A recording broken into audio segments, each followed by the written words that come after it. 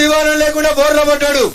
వాడొచ్చి ఇలా అడుగుతున్నాడు, రఘునందన్ దుబ్బాకల నువ్వు చెల్లలే కదా, మెదక్లు ఎట్లా పోటీ చేస్తావని అడుగుతుండా? మనం అడగాలనా? అరే వారి నీ మామను కాటిలో లిల్లీ ఫుడ్లో దొక్కింది. ఏ జెండా ఎవరు దొక్కిరు? ఏ జెండా దొక్కింది? అరే నీ నాయకుణ్ణి, నీ పార్టీ అధ్యక్షుణ్ణి కామారెడ్డిలో తొక్కితే లోపలికి బిడ్డ కసరుగా కిందటి దొక్కిరు. ఎవరు దొక్కిరు? కాషాయం జెండాలు దొక్కిరు, బిడ్డలు దొక్కిరు.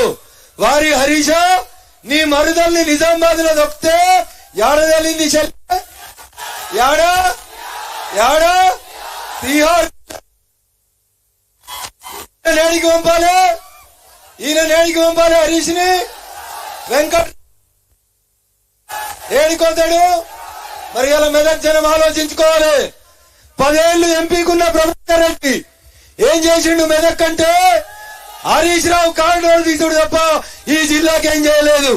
చేసిండా? ఆఖరికి శివాజీ విగ్రహం రెడ్డి అనేటోడు వచ్చిండా? మెదక్ రూపాయి ఇచ్చిండా? 2 లక్షలు మెదక్ లో. మరి గసంటోళ్ళని చూసి ఇంకో ఎవరు వస్తురు? ఇప్పుడు వచ్చేటోడు తీస్తాడు. ఎవరో కారిడోర్? హరీష్ రావు కారిడోర్ తీస్తాడు. కేసీఆర్ కాళ్ళు మొక్కి ఎమ్మెల్సీ పదవి తెచ్చుకున్న వెంకట్రామిరెడ్డి కూడా మాట్లాడాలా? అరే వారి వెంకట్రామిరెడ్డి ఒక్క పోలీసు లేకుండా నీలో తెలంగాణ పౌరుషం ఉంటే నువ్వు నీ హరీష్ ఒక్క పోలీసు రా మల్లన్న సాగర్ ముంపు గ్రామాలకి పోదామా?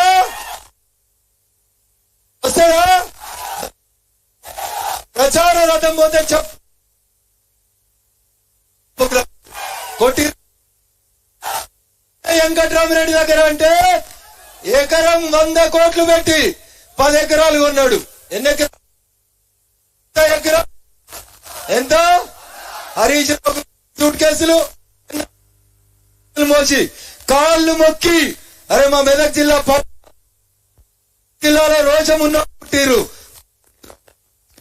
జిల్లా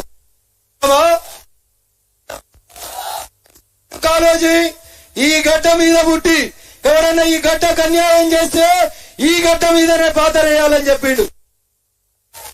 చెప్పినవా? ఈ చౌరస్తాలో జై తెలంగాణ అన్నప్పుడు చెప్పినవా? ప్రాంతేతరుడు దోహం చేస్తే ఊరు పొలిమెరలు దాటేదాకా ఉరికిపిద్దామా? ఎవరు వెంకటరెడ్డి? మెదక్కు ఏమైనా సంబంధం ఉందా?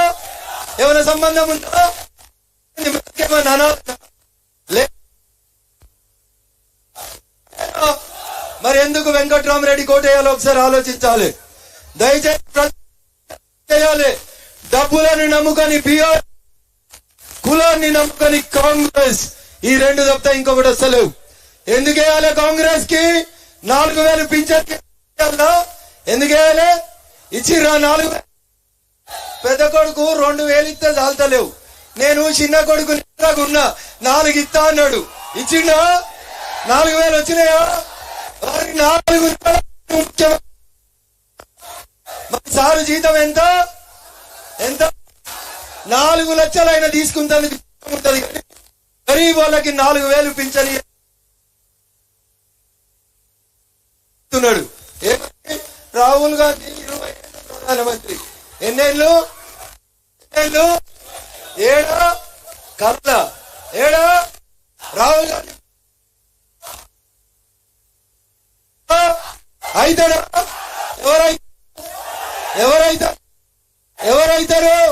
ఎవరైతారు? రఘునందన్ ని గెలిపిస్తే మెదక్ ప్రజలకి నరేంద్ర మోడీకి మధ్యలో వారధిగా ఉంటా, మీ సేవకునిగా పనిచేసుకుంటా తప్ప రియల్ ఎస్టేట్ బ్రోకర్ ని కాదు. రియల్ గా ప్రజల కోసం కొట్లాడేటోంది. ఈ గడ్డ మీద పుట్టినోడిని, ఈ గడ్డ కోసం నా చివరి శ్వాసగా కొట్లాడేటోంది. అందుకని ఒక్క అవకాశం నరేంద్రుడి నాయకత్వంలో పనిచేసేందుకు నాకు ఇస్తే ఈ గడ్డ రూపురేఖ ఎంపీ మనం లేదా కిషన్ రెడ్డి గారు వచ్చి ఓపెన్ చేసిర్రా చేయలేదా? కిషన్ రెడ్డి గారు ఓపెన్ చేసిర్రా? మరి మెదక్ సాతని మెదక్ రైలు ఇచ్చిన ఒకసారి దయచేసి ఆలోచించాలి. తప్పుడు మాయ మాటలు నమ్మకండి, వస్తారు మోసం. మెదకులో నిజంగా బలం.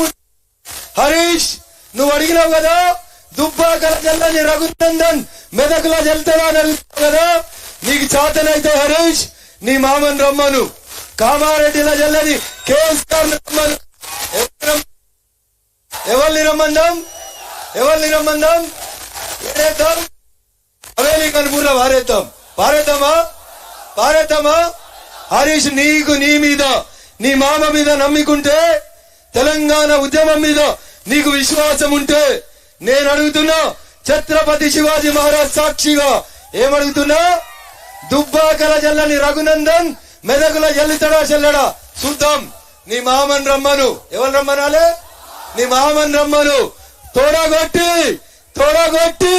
ఛత్రపతి శివాజీ మహారాజ్ చేతిలో సాక్షిగా చెప్తున్నా, నీకు నీ మామకి ఈ గట్ట మీదకి వెళ్ళి గోరి కొట్టకపోతే నేను రఘురాముని వారసుని రఘునందన్ కాదని చెప్తా ఉన్నా. ఈ సందర్భంగా దయించి గ్రామాలలో ఉన్నటువంటి మీరు ఎవరి వారసులం? మనం ఎవరి వారసులం? రాముని వారసులం. రామరాజ్యం రావాలంటే ఎవరు గెలవాలి? ఆడ మోడీ గారు ఉండాలి. మెదకులు ఎవరు ఉండాలి?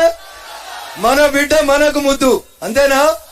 మన పిల్లలు మనకుంటే మనం ముద్దాడితే మంచిగా ఉంటది.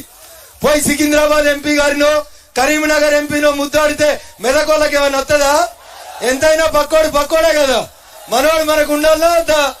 ఊకే పక్కింటికి పోతే రానిస్తారా? వాళ్ళు రానిస్తారా? ఏదో ఒక్కసారి అంటే రానిస్తారు. కిషన్ రెడ్డి గారు మంచోడు కాబట్టి. రెండోసారి పోతే ఏమంటాడు? పోన్రా పోయి పోన్రి మెదక్కు అంటాడా సారు? మరి మనోడు మనకు ఉండాలా వద్దా? ఏం చేయాలి మనోడు అంటే మీరంతా ఒక 25 రోజులు ఏం చేయాలి? అయ్యప్ప దీక్ష తీసుకున్నట్టు